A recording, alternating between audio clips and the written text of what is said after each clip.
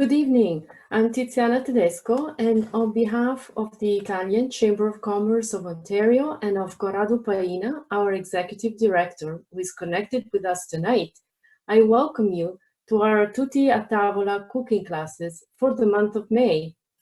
We are happy to present this new series in collaboration with Fortino's Supermarkets, a long-time ICCO member and our sponsor for the 4 classes starting tonight.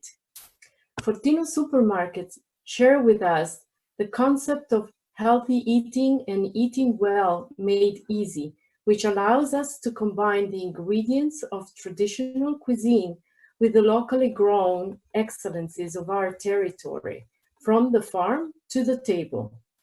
If you do not have the ingredients you need for tonight's recipe already at home, you will certainly find them at Fortino's when you do your groceries. We're particularly grateful to Fortino's and their team for being our partner in this initiative, but above all, for providing a safe environment for our grocery shopping through the dedication and commitment of their staff in their stores during this difficult time.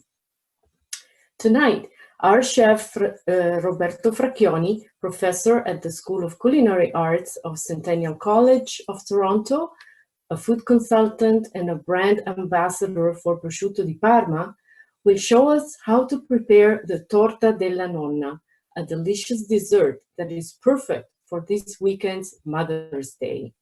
In the upcoming weeks, Chef Roberto will tell us his secrets for seasonal salads, a risotto with asparagus, and a juicy steak alla Fiorentina with grilled seasonal vegetables. I would like to mention 2 of our upcoming events at the Chamber of Commerce of Ontario, at the Italian Chamber of Commerce. Canada's Economic Response for Small Business Enterprises, a webinar in collaboration with KPMG on the measures available to support small businesses facing hardship as a result of the global COVID-19 outbreak on Thursday, May 7th from 4 to 5 p.m. and a fundraising online event for Italy on May 30th. Please follow the Italian Chamber of Commerce of Ontario online website and social media for more details. Remember to share your pictures of tonight's dish via social media and send us your questions at any time during the class through the chat. We will collect them and redirect them to Chef Roberto. Before starting with the program, we would like to show you some images of Italy, which we hope will be able to experience directly soon again. Enjoy the class and buon appetito.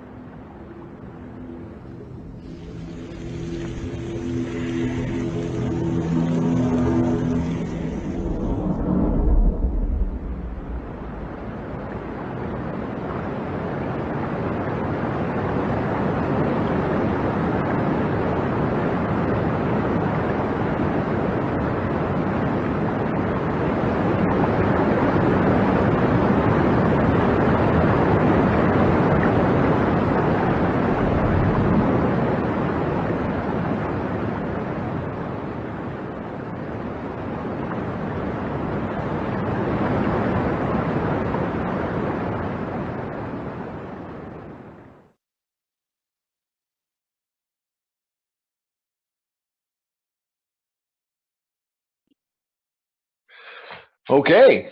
Wow. I hope feels as Italian as I do after watching that video. Anyway, welcome. My name is Roberto Fracchioni, and I'm going to be guiding you all through a very classic dessert. This is a Now, I chose to do the Torta della Nonna this week because Mother's Day is coming up. And this is the dessert that my mom used to make for Mother's Day. I don't know if it went any further than that. I don't know about a grandmother, but mother. But my mom used to make this dessert all the time for Mother's Day. So I'm going to recreate it. It's a fairly simple dessert. There's a lot of waiting. There's a lot of downtime in this dessert. So start to finish, it does 2.5 hours. But there's a lot of waiting. There's a lot of like hanging out, relaxing. I'm not going to keep you here for 2.5 hours, trust me. But I'm going to do all the steps, show you how it goes. If you have any questions, if you can't see what I'm doing, if you have any concerns at all, just type it in and I'll get the questions and I'll answer it as best as I can. Now, I'm not a pastry chef. I've been an executive chef for 20 way too long years. And so I've always had very good pastry chefs working with me. So I've picked up a bunch of tips from them along the way. So this dessert, even though it may sound a little challenging, it's really not. If I can pull it off, then any one of you sure can pull it off. And probably better than me. So take a picture, rub it in. It's cool. I don't mind. So we're going to start. We have basically two elements to this cake. There is the crust, which is a pasta, or basically a shortbread, and then a custard filling. So we're going to start by getting the milk cooking for the custard filling. So what we do is we take, what is it, 600 milliliters, almost. Serve a little bit of milk, but you put almost all of your milk into a pot. Now, we're going to add a lot of our flavoring ingredients right into the milk. So about half of our sugar, it's 100 grams, I believe. So about half, more or less, into your milk. We're going to take a vanilla pod. So this is President's Choice Madagascar vanilla pod. And all I did is in half. So if you can see, it's already been cut in half. You can scrape the seeds out if you want, but what I like to do is I like to throw it in whole. Put it into the pot whole. The seeds will come out, and then we'll just scrape it out right at the end once it's been cooked off a little bit. And now we're going to take a lemon, and we're going to zest the lemon. So the way we're going to zest the lemon is a little than the way we're going to do it for the crust. For the actual filling, we're going to take our lemon and we're going to zest it with a peeler, just a regular vegetable peeler. These ones are great, available at the as well. They just take off a very light bit of zest. So what we're going to do is we're just going to peel it. Just peel off a little piece and let it go right into your milk. Now, all we want to do when we're doing this step is you just want to watch the back of the lemon. You don't want to take too much of the white part of the lemon off because that's very bitter. So you just want the skin. Just want the nice bright yellow skin. That's what flavor is. It's where all the oils are. And that's what's going to season our milk, which is going to season our cream, or our custard. So Chef Roberto, this is Tiziana.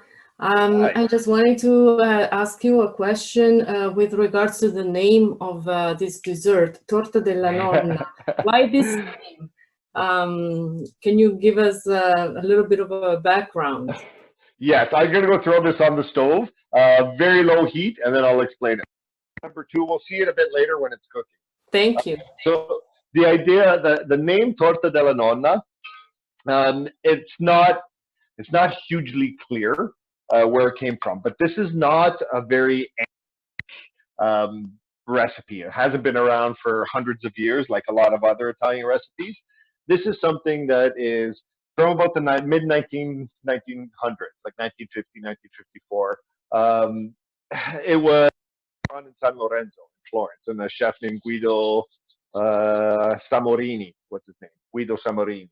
And he developed this recipe, gave it the name Torta della Nonna. I don't know, because it sounds cool. I don't know. but it's the idea of a custard and pine nuts. That combination is a very, very old combination. There's been documented recipes that go back to the early 1800s. But this dish, as we're doing it today, is, yeah, just from the 1950s from Guido Samorini. So it sounds good. It looks good. It tastes good. I've done this on menus before many, many times in restaurants. And it's something that always goes over very well. Oh, yeah, this is how chefs separate eggs. We don't sit there and do the whole back and forth. I can't. I break it. Look, I broke it. Every time I do that, I end up breaking the yolk. I use my fingers. Chef Roberto, can I ask a couple of questions that came in our chat? Absolutely. So one question is, can the vanilla bean be exchanged with vanilla extract? And if so, what would be the quantities? If you're going to use vanilla extract, yes, you can. It's about 1/4 teaspoon for a half of. But it all depends on the quality and the potency of your vanilla extract. But start with that. Start with 1/4 teaspoon because it is quite strong. And then if it's not strong enough, you make another total a little bit more. And there's a second question in regards to the milk. Can you use 1% or 2% instead? You can use 2%. If you're going to use 1% or 2%, it'll just custard a little bit thin. There's not as much fat. So I would increase the amount of flour. So instead of 60 grams of flour, or sorry, 30 grams of flour that goes into the custard, if it's 2%, I would add an extra like 20 grams. And if you're going to use 1%, I'd add an extra 30 grams of flour just to give it the body. If not, it just comes out too thin and won't have like, yeah, the body. Okay, so yeah, that's how we separate eggs. Now, the recipe calls for 5 eggs. When I opened up these eggs, I realized that I got smaller size eggs. So I put an extra egg yolk in here. So I put egg yolks in here instead of 5. And now what we do is we cream our sugar and our butter together. So we're just going to whisk it up. I'll try and hold that up so you can see. And we're not really trying to aerate the eggs. All we do is dissolve the sugar. So we just give it a whisk so that you get a nice creamy paste. The egg whites we set aside, make meringues tonight. So Chef Roberto, this was how many egg yolks? The recipe, if it's large eggs, then 5. But I got smaller eggs, so I put in 6. But generally 5 large eggs, 5 large egg yolks is enough for the recipe. It's quite forgiving. That's another nice thing about this recipe is it is quite forgiving. I could have gotten away with 5 egg yolks. It really wouldn't have made a massive difference. It just would have been a eggy, the custard. But now we just whisk in our eggs.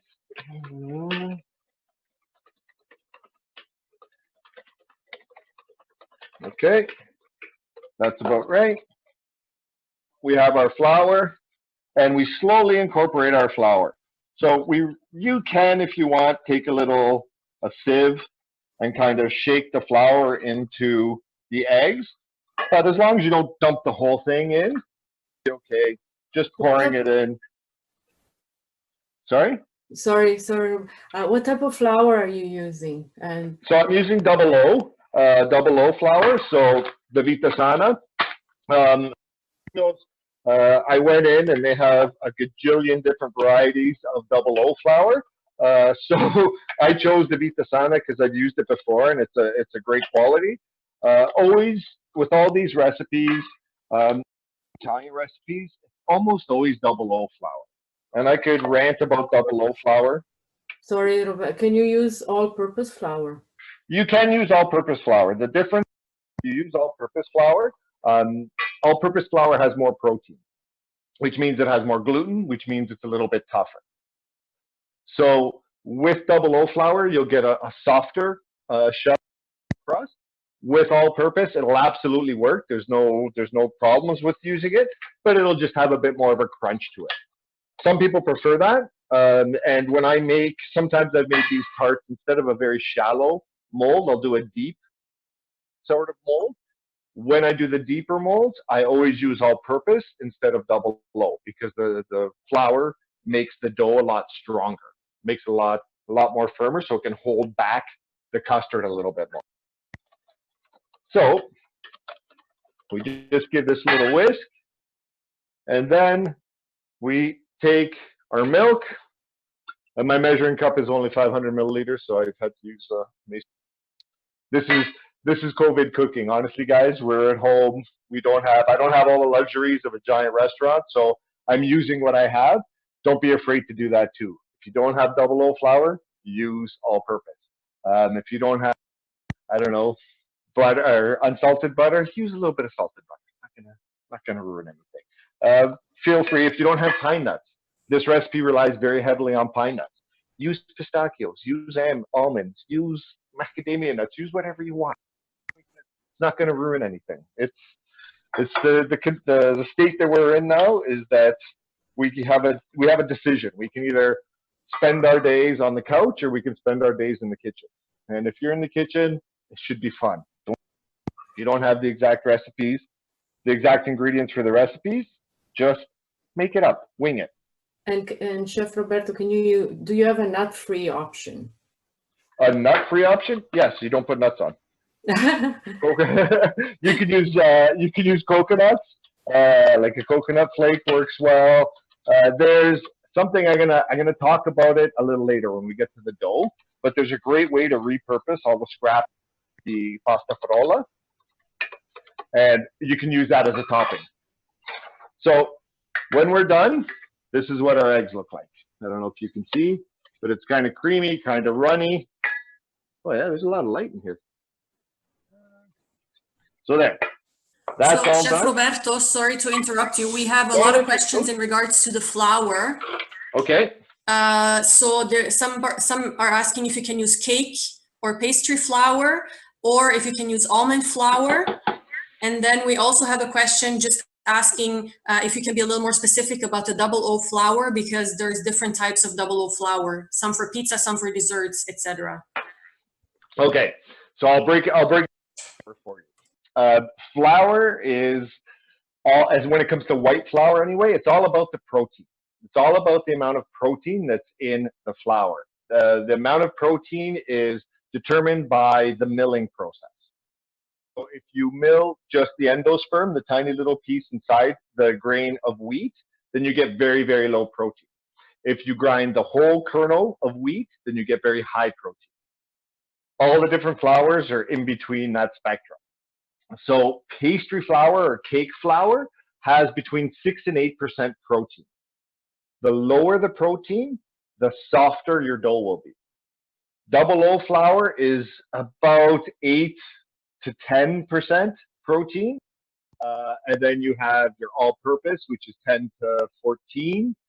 Then you have your hard flour, which is 16, 18%. So if you want to substitute any flour for double O, if you use pastry flour, it'll be very soft. It'll be very, very soft dough, which will be fine for this application. Sorry, I just got to check my milk. Which would be fine for this application. And if you use all-purpose flour, then a little bit, like I said, a little bit more tough. Now, not tough like the one like you're going to have to bite through the crust. It's marginal. Like you'd have to have them side by side to notice the difference for most people. But for us professionals, that's kind of what we do. So when it comes to double O flour and the different kinds of double O flour for pizza and pasta, there's some people who say it makes a difference. In my personal opinion, I've used the pasta one for pizza and I've used the pizza one for pasta, and they're all fairly similar. Doesn't make a massive difference. Double O flour has that amount of protein, the 8-ish protein, and it's the milling. It's a lot finer. And when you look at it, you think flour is flour, but when you hold it in your hand versus all-purpose flour, you'll notice a difference in how thinly it's milled. So that's the big difference also, is the fineness of the milling. Chef, just one more about the flour. Can you use cornstarch instead of flour or spelt flour? Spelt flour, yes, but it'll change the flavor completely. Oh yeah, and there was one about almond flour. Yeah, you could get away with almond flour and spelt flour for sure. The problem, the challenge, sorry, with those is the amount of protein is very different. So it'll affect the, sorry, so I just scraped out all my seeds. I don't know if you can see that. Pretty awesome. It'll affect the consistency of the dough and of course the flavor, but you can absolutely substitute any kind of flour that you want. Was there another question in there, Astrid? Sorry, I forgot. I lost my train of thought. No? Yeah? Okay. So I'm going to take you guys over to the stove now, where we're going to start the actual custard part of the torta. So hold on 2 seconds. And here we are at the stove. Oh, did I go away?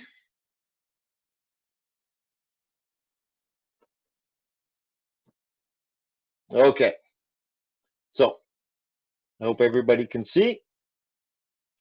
So this is our cream milk that has the sugar, the lemon zest, and the vanilla pods in it. And what we're doing here is we're just getting it warm. We don't want to let it boil. So if you sure, you can always pick up just a little thermometer. So this is again from Fortino's, a little President's Choice meat thermometer, but it has a very high limit, so you can use it for liquids. And what we want to do is we want to bring it to about 200 degrees. At 212, it'll start to boil. Once it starts to boil, it starts to cook your milk. And you don't want your milk to cook. You don't want it to taste cooked. So you can just see that it's starting to steam. They'll start to be very light in your milk. It'll start to move very, very lightly. If it starts bubbling, then take it off right away. You don't want it to cook. If it does it for 4 or 5 seconds, it's not going to ruin your dish. But you don't want it to simmer. You don't want it to boil for too long. So that's 200 degrees there, which is good. Now, we're going to take out our lemon zest. This is why we do the large peels, is that they're easier to fish out. If you zest into this dish, into the actual custard, then it just tends to be a little too lemony. It tends to be just a little bit too strong. So I just do big peels so that we can peel them, take them out. And you'll see, I saved the ones from before too. A great thing to do with these lemon zests, once they've been poached in the milk, if you just take them and you poach them again in the simple syrup, so equal parts by volume, water and sugar. So you take milliliters of water, 250 milliliters of sugar, and bring it to a boil. You make simple syrup. Then you take these lemon zests, you can cut them into little thin strips if you want, or you can do them whole. You just blanch them, just put them into the simple syrup just for 10-15 seconds. And then you take them out and you roll them in some regular sugar and you have candied lemon zest. It's a wonderful garnish for this dish. I just knew I wouldn't have it, so unfortunately, I can't do that for you today. Chef, can I ask for one clarification? Were you talking about Celsius or Fahrenheit when you talked about degrees? Fahrenheit. Thank you. Yeah. So just about 200 degrees Fahrenheit. So now we have our eggs and sugar and flour and a little bit of milk mixture, and we have our warm milk here. So what we're going to do is temper our eggs. So we have to get these two ingredients to come together. And it's kind of hard because the milk is at 200 degrees, the eggs, the yolks will cook at 165. So the way that we incorporate this, very slow, steady stream. So you can see very lightly, very slowly pouring our milk into our cream. our milk into our egg. Whisking. If you're nervous about it, you just want to hold it, touch the bottom of the pan with your hand, and it should never be hot.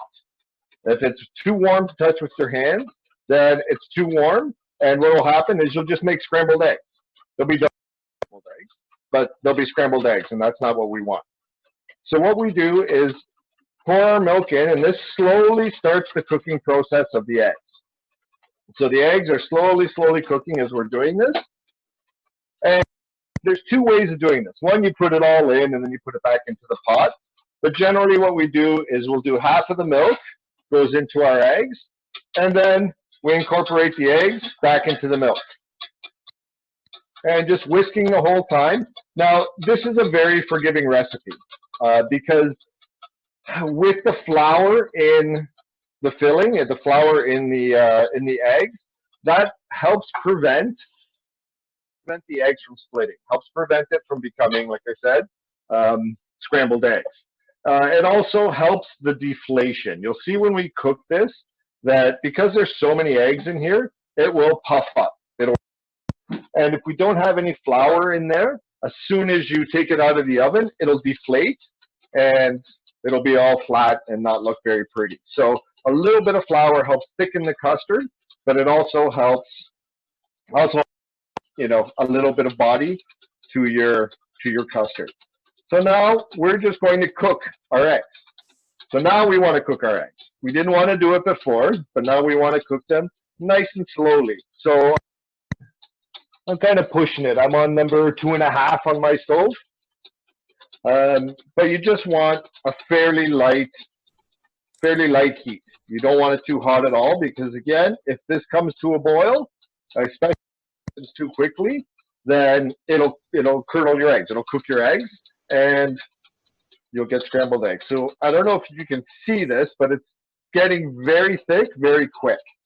So you have to stir the whole time. You can use a rubber spatula. I prefer to use a whisk, just so that if I do get any pieces cooking on the bottom of the pan, that it'll break them up. So now we're cooking it. You can lower. You can do it a little bit calmer. Put it right down on your lowest setting. It'll still get to a temperature where it'll cook your eggs. But for the sake of time, I'm doing it kind of. So it's getting thicker and thicker. It's like the consistency right now of a good yogurt. And pretty soon it's going to be even more thick to be done. So you can see now when I'm pulling my whisk through the filling, it's leaving marks, leaving like an indentation. That's how I know it's done. So what we want to do here is keep on whisking. There's something very important called carryover cooking that refers to the fact that whenever you stop cooking something, it keeps on cooking. If you take a piece of meat off the grill, it'll keep on cooking. You take, I don't know, a piece of fish out of the oven, it's going to keep on cooking. This custard, there's so much heat. Awesome. There's so much heat trapped in the pot that if I just take it off right now, it will continue to cook. So we have to make sure that we're continually whisking so that it doesn't cook on the bottom of the pan. Chef, if I can just briefly interrupt, I just wanted to let everybody know that we have posted the link in the chat. If you want to download the recipe, you can use that link to find the recipe for tonight. And then there's also a question: is this custard the same as what is used in most Italian cakes? It's very similar, yes. The pasta parola is a very classic Italian pastry, as is the custard. You'll see quite a bit in a lot of Italian recipes. So yeah, there'll all be variations. There's always variations. Each chef kind of tweaks it a little bit, but in the end, it's pretty much the same thing. Cooked eggs and cream or cooked eggs and milk. So you can see our custard now is quite thick. So once it's cooked, we take it into a mixing bowl. Now, there's two ways you can cool this down. If you're in a rush, you can do an ice bath.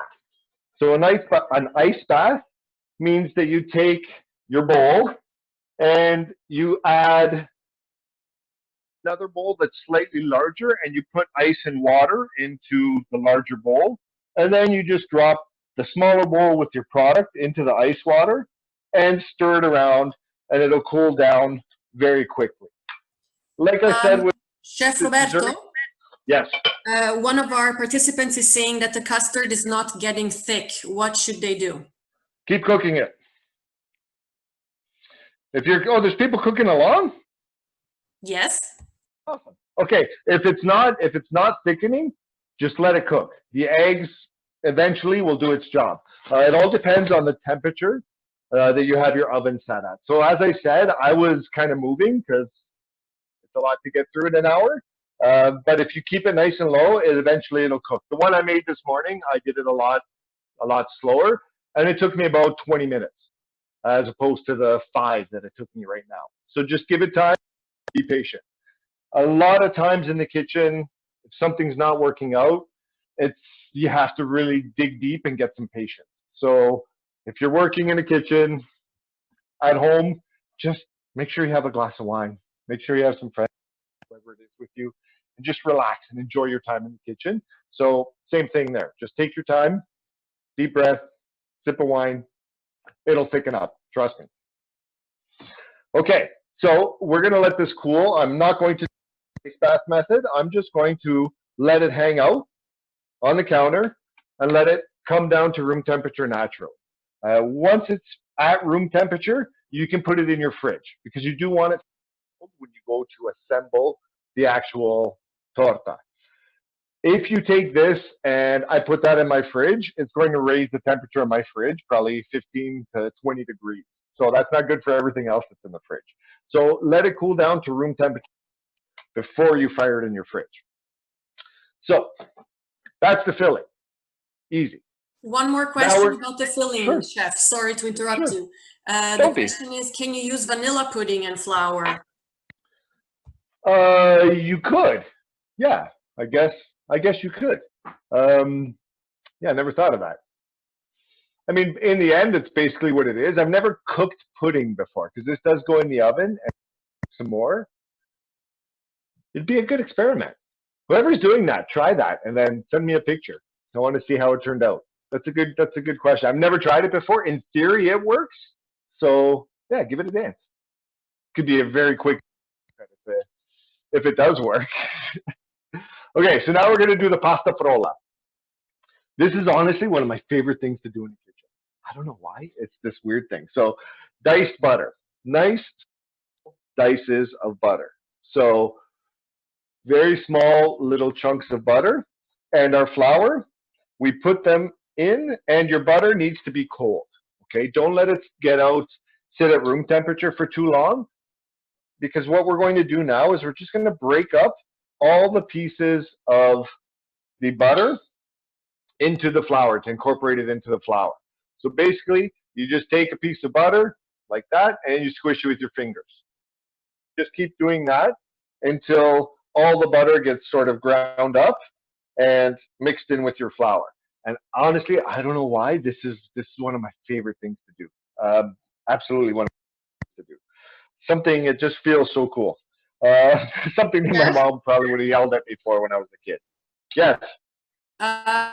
Just a clarification, is it salted or unsalted butter? Unsalted. Almost always cook with unsalted. There's very few exceptions where you use salted butter. The reason is if you use salted butter, then you can't control the amount of salt that goes into the recipes. So for baking, yeah, you could get away with it because recipes and it's science. You follow everything to the gram. But when you're cooking savory food, it's usually best to use unsalted so you can control the salt a little bit later on down the line during your process of cooking. And the other thing with salted butter, salt is a preservative. So unsalted butter is almost always fresher. Not saying that salted butter is old, but if you get unsalted butter, especially when you're dealing with us professionals in restaurants, when we're dealing with distributors, You just know that it's a little bit fresher when it's unsalted, because they can't keep it as long as salted butter. Okay, so our flour is incorporated. Our butter is almost completely incorporated. Chef, a question about the flour. Does it have to be sifted or not? It doesn't have to be. It all depends on the flour. If you buy it right away from a grocery store and you bring it home, then you usually don't have to sift it. You get lumps in it when it's been sitting around in your house for a while. Humidity will affect it, and that's what the sifting does. Is it breaks up any clumps that might be in your flour. So you don't, like I said, generally don't need to do that. You don't need to sift it if it's fresh. Now, the one thing is, at this stage, you have a bit of a decision to make of whether you want to use a little bit of baking powder. So if you want the dough to be fairly crispy, then don't put your baking powder in. If you want it to be very light and flaky, then you can add a little bit of baking powder.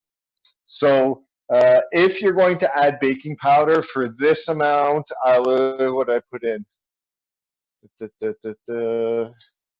1 teaspoon. So 1 baking powder is about all I would put in to this. That's all I've ever done, and it just lightens up the dough a little bit.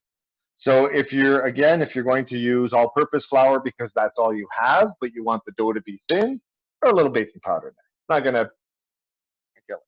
Not going to make it too tough or too soft. Again, very forgiving, this recipe. So I could do this part all night, but I'm gonna stop. I'm gonna show you what it looks like when it's done.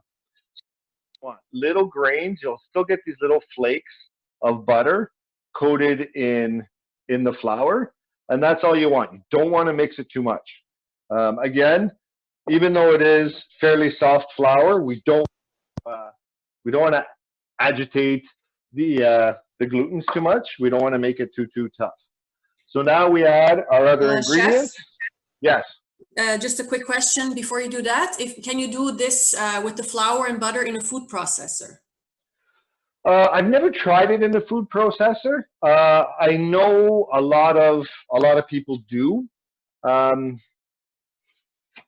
Honestly, I always do this because it's so fun to do. Yeah, you can do it. You probably could get away with it in a food processor. The problem with a food processor is that as the blade is spinning, it creates a lot of heat, and the heat melts your butter. That's why we use a cold butter to start with, because we don't want the butter to completely dissolve. We want those little chunks, those little bits of butter in your dough. So if you do use a food processor, you have to be quick about it. But in the end, it'll work. So now we're going to take our eggs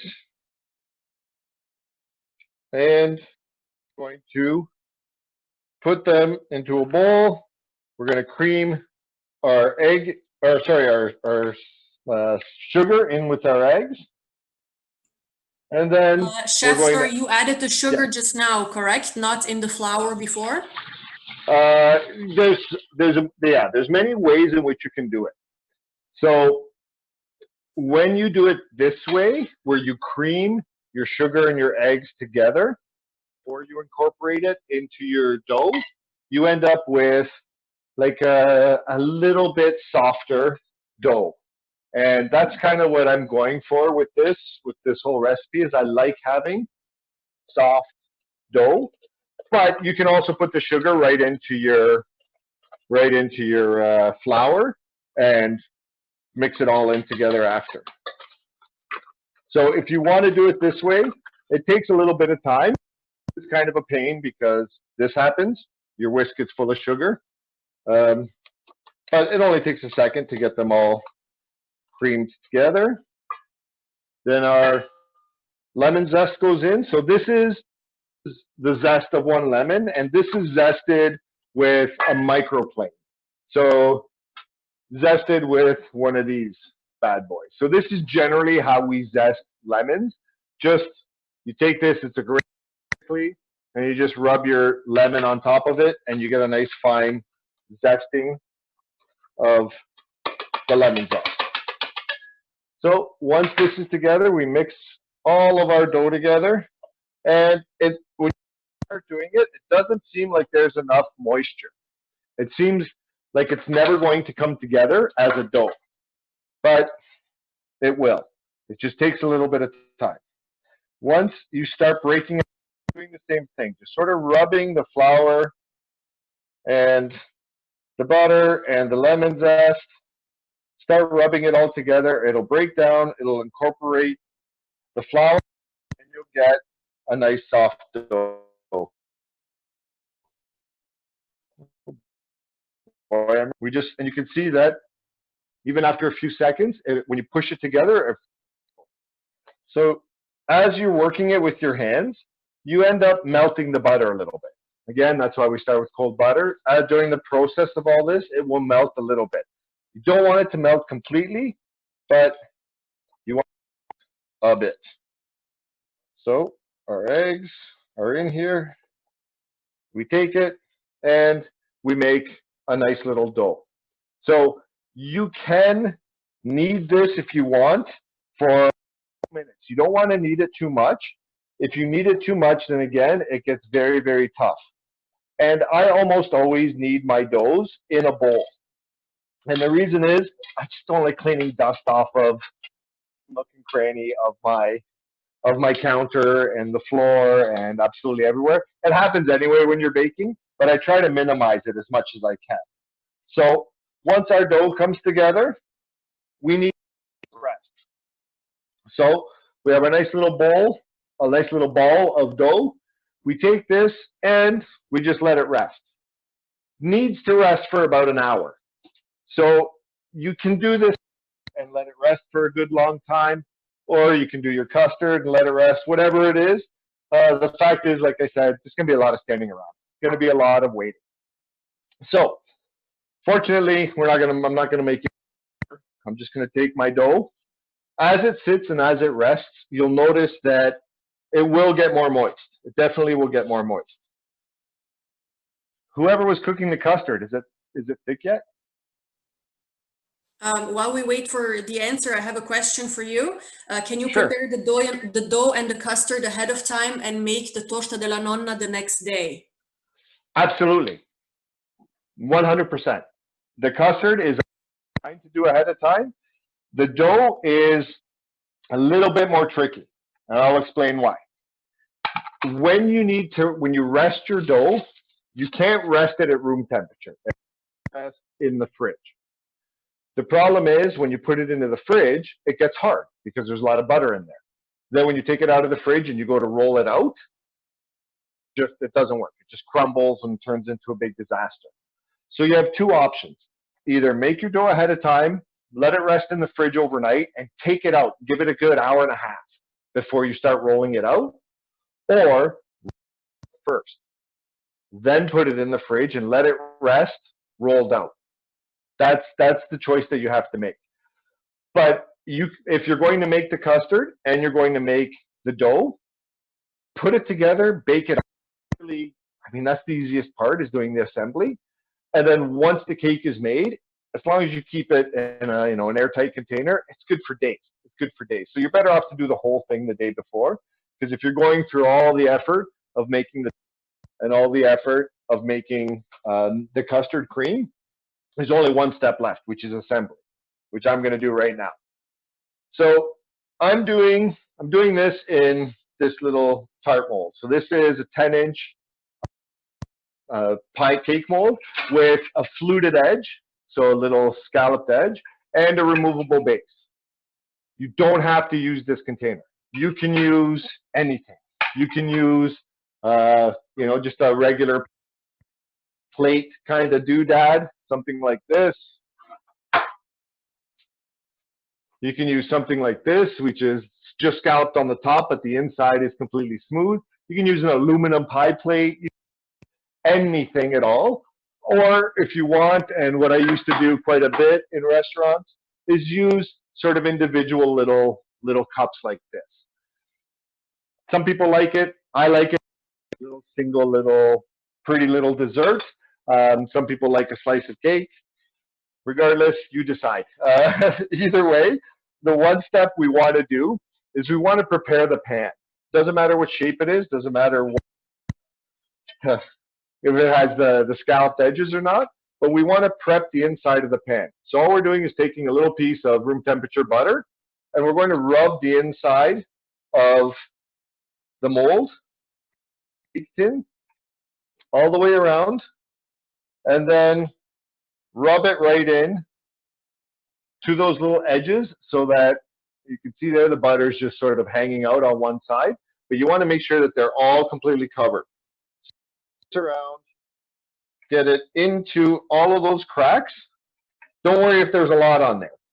Now, pasta frolla or shortbread is quite forgiving. You don't have to do this. It's just a bit of, it's just going to guarantee that it won't stick. Now, I took a piece of parchment paper for the bottom side. If you don't have parchment paper, just do the same thing. Butter and a little bit of flour. So I'm going to take a little pinch of flour. I'm just going to put it in here and roll it around. Now, the flour is just going to stick to the butter. And that just creates a nice little layer to prevent your cake from sticking. And you just throw it in, let it fall out. This is flour, by the way. When you do this, this is how you'll get clumps in your flour. So yeah, if I was going to reuse this flour, I would definitely have to sieve it. Chef, can you use Pam to spray the pan as well, or do you have to use butter and flour? You can. Pam runs, so when you spray it, you have to be a little bit quicker with getting your flour on. Butter is a little more, it's a little more stable. But yes, you absolutely can use Pam and then just fold your flour into it. So now we're going to take our crust. I'm going to take a piece of parchment paper, put our crust down, our dough, and throw a little bit of flour so it doesn't stick so much. This is one thing that is important, is working on a piece of parchment. You don't have to. You can do it on the counter. The problem is it's really hard to get it off. So what we're going to do is we're going to roll out our dough. So what I like, another reason I like working on a piece of parchment is you can see how I'm just rotating. So instead of doing this way and then stepping over here and then doing the angle, running around, I can stay still. And when I roll out my dough, I start in the middle. So by the middle, I mean halfway across the circle. And then you roll forward, and then without any pressure, you go back to the middle, and then you roll backwards. This just ensures a bit more even thickness, a bit more. So what I also like to do when I have a nice piece of parchment is I do this. I'm just starting in the middle, and I'm rolling away from myself, and then I'm just rotating the parchment paper, and that way the whole thing spins, and you get a nice even circle. If your pin starts to stick, just throw a little bit of flour on. I'm putting a bit of flour on because it was starting to stick. And like I said, I don't roll away from myself. I don't know if this is right. It's just what I do. Chef, there's a question also about the dough. What if the dough is super wet? Maybe the butter was too warm. Can it be salvaged with more flour? No, don't. If it's wet, don't worry about it. Just keep on. Just work with it. If you start adding flour, the important part of a shortbread is the ratio of butter to flour. If it's wet, I mean, chances are, yeah, the butter just melted a little bit too much. So just let it firm up a little bit. Let it sit either in your fridge or even at room temperature, and it'll probably get a little bit firmer, a little bit more firm, whatever the correct conjugation is of that. And then work with it. But yeah, try not to add too much flour, because if the ratio is not right, unless you think you added too much butter. If you added, then yeah, then the guessing game starts, how much flour to go into it. But what we're going to do is make sure that our dough is enough for the pan. So if you see this, you can see that it's just a bit larger than the actual dough. It's a bit larger than the diameter of the mold that I'm using, but not quite enough because it has to be long enough to go across the bottom of the pan and up the sides. So I'm just going to roll it out a tiny bit more until I'm comfortable that it's going to fit all the way across the bottom and all the way up the sides. So there. And this is why we use parchment paper. If I had to get this here all on its own, it would be a bit of a nightmare. What we do is we take our parchment, we lift up the entire dough, and then we quickly put it into our container, into our whatever it happens to be, and we peel off our parchment. So you can see my dough's been sitting out a little bit too long, so it's a bit wet too. But that's just the temperature. So now, oh yeah, I missed it. You can see it's a very delicate dough, but we put it into our pan and we start doing the pressing it into the corners. So because I'm using this scalloped pan, I really want to make sure that I get all the dough into those little grooves around the outside of the pan. When you unmold it, there'll be sort of like dead spots. There'll be like flat spots in your cake, and it doesn't look so pretty. So you just take a few minutes to go around and make sure you're pressing everything into the corner. So I'll show you what I mean by that. You just go right into the corner, and you sort of lift up the dough, push it down so that it's going right into the corner, and with your thumb, I'm going to put a little, with your thumb, you just sort of push it into those little scalloped edges. Now, if you're using a pan that doesn't have those little grooves around the outside, then you don't have to do this step. You just want to go through really quick, and these corners, the bottom corners, have dough in them. Now, this is the beautiful part of pasta frolla. See right here? I missed a spot. See how there's no dough right here? The beautiful part of pasta frolla, break a piece off, put it in here, and patch it. When it bakes, you won't even notice. You won't even notice. This is why I love pasta frolla, because it is very forgiving. Once that's all done, we have just trim off all the extra dough. So you just go around with your thumb, cut off all the extra dough, and all this extra dough, we can't roll this again. It's not like, when you're making pasta and you keep all the extra pieces of pasta dough, and then at the end you make a little bit more pasta. You can't use it. Once it's been rolled out once, it doesn't work that well unless you rest it again for 4 hours. So what I like to do is I'll take all this extra little ball of dough, pop it into the freezer. Put it into the freezer, let it freeze, and then if you take this and grate it, just a regular box like a cheese grater, and you grate it on big pieces, you can use that as a topping on top of this cake if you don't want the pine nuts, or if you're making, I don't know, a pie, like a streusel topping. You just sort of grate it and put it on top of a pie and bake it in the oven. It works wonderful. Or you can roll it out, cut it into little, snacks, into little sticks, and have little shortbread snacks, some cookies if you want. But it's very, very tough after it's been rolled once. So you can see now our edges are nice and clean. By clean, I mean there's not big pieces of dough hanging over the edge. And we just poke a bunch of holes in the bottom. This just allows the bubbles, any air pockets during the process of cooking, to not push the dough up. If the dough gets pushed up, it's not like a pizza, nice big blisters.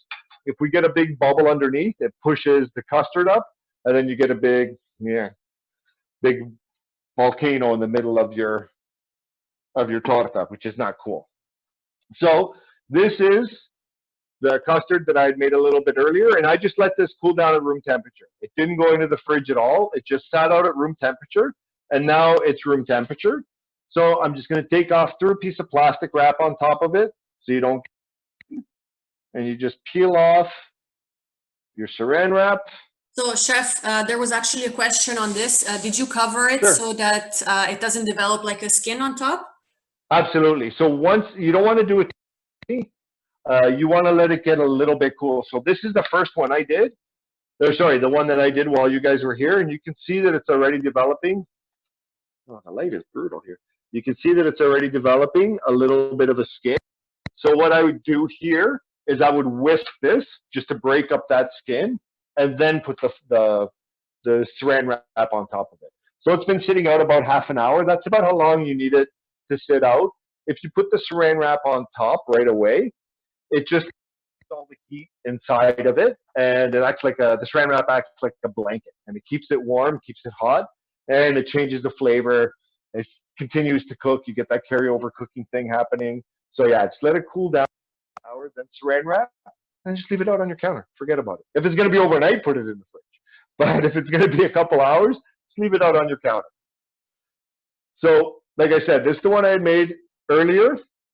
So you can see it has like the consistency of, I don't know, like a good mayonnaise, which is good.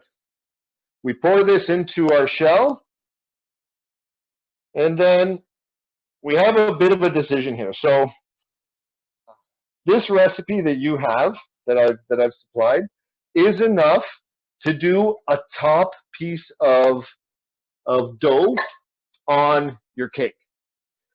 Some people, and I've had many questions with many Italian chefs about whether they put a top on top of their torta della nonna.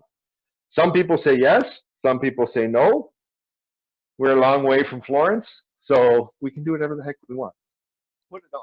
I don't like having a top on my torta della nonna. I just find that the ratio of the dough to the custard is just, it's a little bit off. There's too much dough for me. This is not a very sweet dessert. This is not a very, cloying, sugar-laden dessert. So when I put the top on, I just find that it increases the amount of sugar, makes it a little bit drier, and I like the way it is. My crust is rolled out to be about 1/8 of an inch, and I have about 3/4 of an inch of filling inside of my shell. So you can see, if you can see, don't worry about the little lumps if you have a few little wavies on top, because now this is sort of what makes a torta della nonna the torta della nonna. A little bit of pine nuts. So be generous, okay? Don't 6 little pine nuts on here.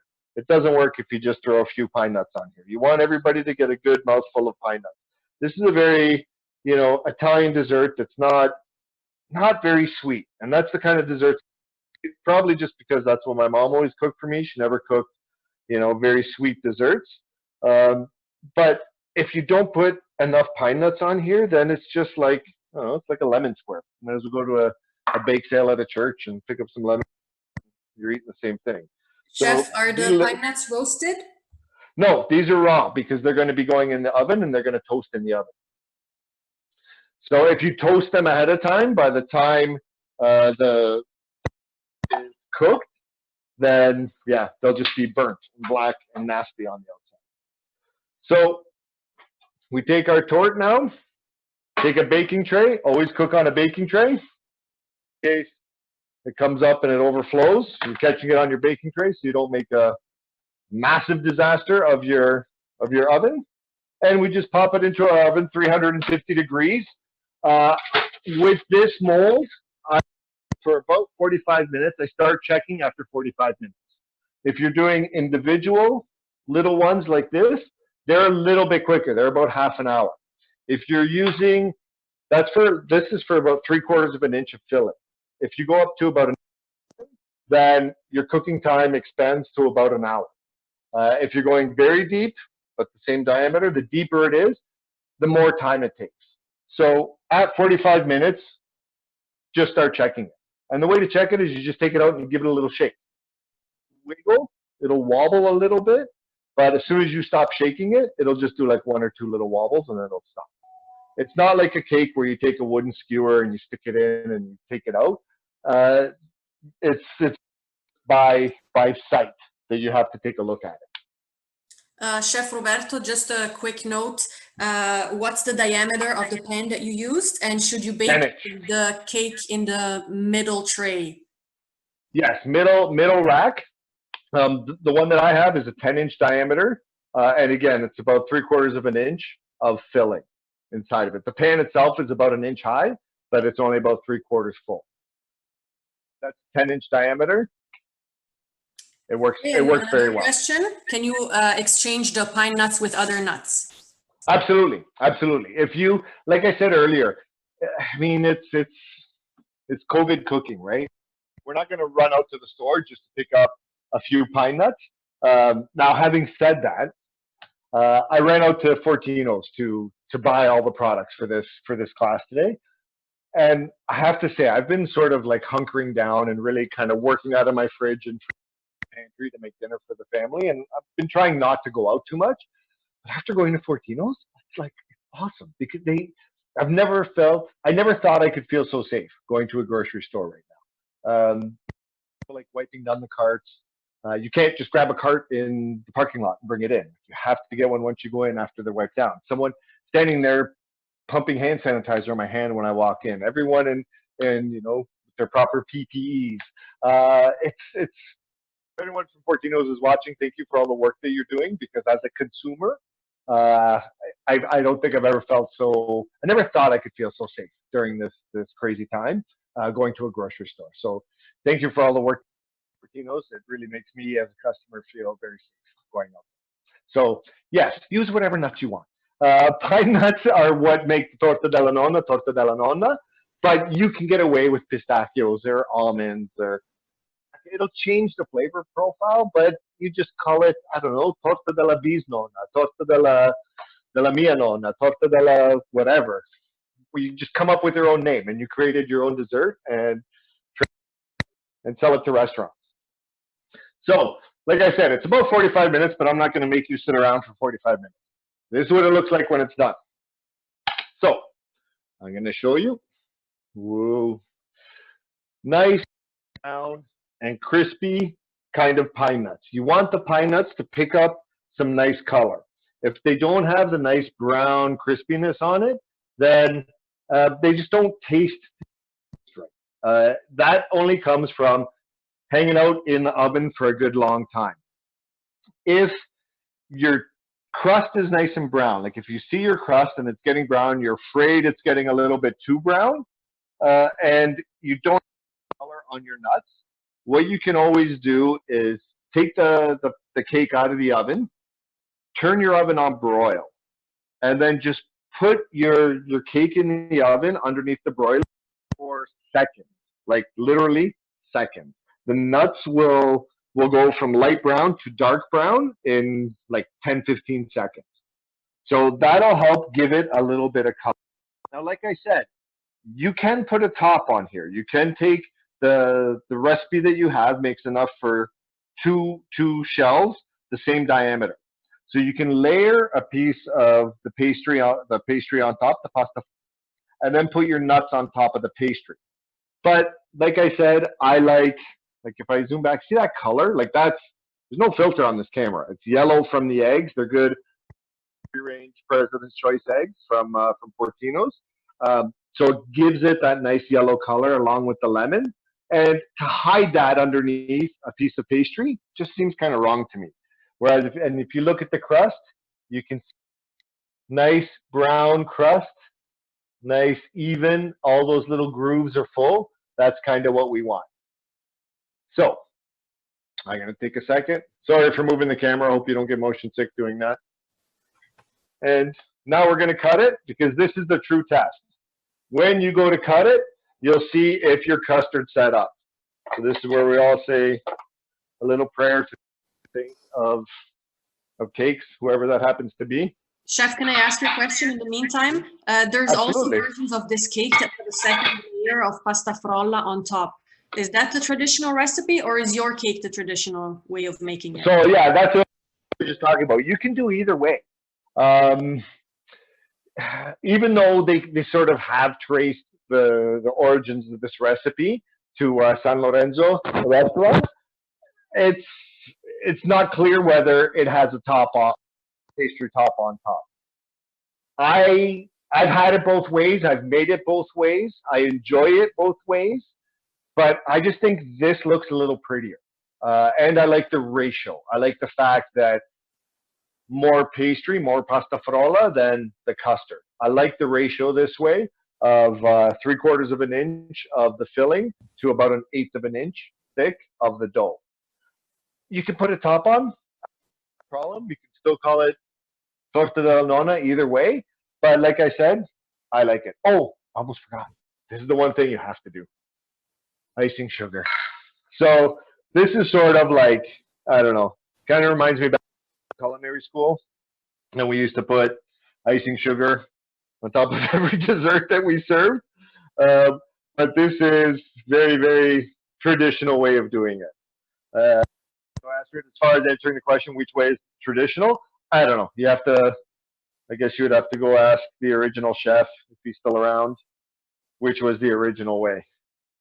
I just like it this way. Chef, there was also a question, if you could just briefly explain how you get the torta out of the pan. So that's why I like using the pans that I use, the pan that I use, because the bottom actually comes right out. If you use something like this, like just a regular, this is just a regular pie pan, once it cools down, it is, you know, strength to it that you can just sort of slide it out of the pan, out of the actual mold. You can use a springform pan if you want as well. If you just want square sides, it's completely fine to use a springform pan. But even if you don't and you do something like this, honestly, like I said, the pasta frolla is so forgiving and it has enough strength to hold up that you can just sort of slide it out of your pan, making a giant disaster. So, Chef, how long does it keep in the fridge? So once, yeah, go ahead. Sorry, and then I have another question. Sure. So once it's cooked, so there you go. That's with the icing sugar on top. That's kind of, you know, the way that it's traditionally made, with a little bit of white powder. Once it's made like this, honestly, if you keep it in a Tupperware container, the texture will change. Like the crust will absorb more moisture and the custard will dry out. For 3 days, it's completely fine. On the 4th day, you'll start to notice the custard will have some cracks in it. The dough won't have the nice crisp crunch to it. But honestly, 3 people, 10-inch cake. It's not going to last 3 days. It's not going to last 3 days. My son, so this one I took out of the oven at, I don't know what time it was, probably about 2 o'clock this afternoon. And he's been hovering. He helped me make it.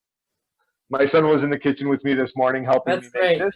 And he's like downstairs just salivating all day. Papa, waiting can I try the cake now? Papa, can I try the cake? So yeah, if I leave him alone in the kitchen, he'll take care of all of it. There'll be 0 leftovers to worry about. So but if you do have leftovers. Yeah, go ahead. What's that?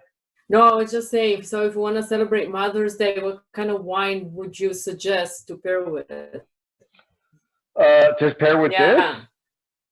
I would do something, again, it's not crazy sweet, so fairly dry, like Moscato d'Asti. Even if you don't want, you know, anything bubbly, a sweeter rosé or even a white will work. Something, it needs some sweetness because it is a cake. But as long as it's not too sweet, you should be okay. Perfect. Gonna cut. How about a port wine? Somebody's asking. Port's a little bit strong. Port, if you drink this, because port is fairly, you know, fairly heavy, it would overpower, and it would overpower the delicate flavor of the lemon custard. So I'm gonna cut a piece and take it out. And you can see that my custard Wow. So I'm going to hold it up. You can see that it all held together. So some of the pine nuts that are hanging out there, those just sort of fell in while I was doing the cutting. Remove them. You can see that the custard is cooked all the way through. And you can see that the dough is pretty, like, it's pretty stable. It's pretty firm. It's pretty hard. That's what makes it sort of easy enough to pull out of your shell without it breaking. So there's a little close up. You can see the ratio of the dough to the filling, and then you plate it. So a little bit of fresh fruit. You can take some mascarpone. One thing I really like doing, I did it in one of my other classes last month, was making a little coffee mascarpone. Get some good quality mascarpone. Fortino's has a fantastic selection, so just grab any one of their good ones. Let it come to room temperature and a little bit of espresso, like just a drop of espresso. I like coffee, ridiculous amount of coffee, so I like to put coffee into my desserts as well. So a little drop of espresso into the room temperature mascarpone, and you just sort of blend it with a rubber spatula or a spoon. It makes a beautiful complement to this because it's not super sweet. Again, this dessert is not, it's not apple pie, right? Like, it's not all sugar. So anything that you put with it has to sort of blend with that. You don't want to put anything that's too sweet as a garnish, but you want something that has a little bit of sugar as a garnish. And that's it. That's the torta della nonna. And chef, just somebody missed it. Do you store the leftovers in the fridge or on the counter? I mean, I like doing it on the counter. I know it's bad. They might take away my food handler certificate for saying that out loud. I like doing it on the counter. The problem with doing it in a fridge is that a fridge is a very humid environment. So the dough will absorb moisture. And even if it's in a sealed container, it will absorb more moisture in the fridge than it will out at room temperature. I also don't like, when you pull this out, if it's cold, if the custard is cold, then it's, I don't know, it's just not as enjoyable. It's just like you eat it and it's cold custard. I don't know, it's not as cool. So I like keeping it out at room temperature in, like, I have a giant rubber airtight container thing, and I just throw it in there. But like I said, it's usually 2 days and it's all gone. Between dinner and then seconds at dinner, and then me at 1 o'clock in the morning having a couple slices, and then, you know, it makes great breakfast because it's not super sweet. So it's a wonderful breakfast dessert, wonderful breakfast, I don't know, breakfast anything, all of breakfast. Then yeah, in a couple days it's usually done. This is great. It looks delicious, and we can't wait to try it ourselves. Astrid, are there any other questions? No, not at the moment. Cool. So that means either did something really well or something really bad. No, this was great. It was incredible. So I just would like to thank everybody on behalf of Chef Roberto, Astrid, Durzo, and all the staff for the Italian Chamber of Commerce of Ontario. Thank you very much to all the participants for joining us for this class. Thank you to the ICCO board members who were connected with us tonight, and thank you especially for Tino's for sponsoring this class. Follow the Italian Chamber of Commerce of Ontario on our social media and online to find out more about our programs and events. We hope you will join us next Tuesday at 6 p.m. Chef Roberto will prepare a peach and burrata salad, as well as a caprese salad.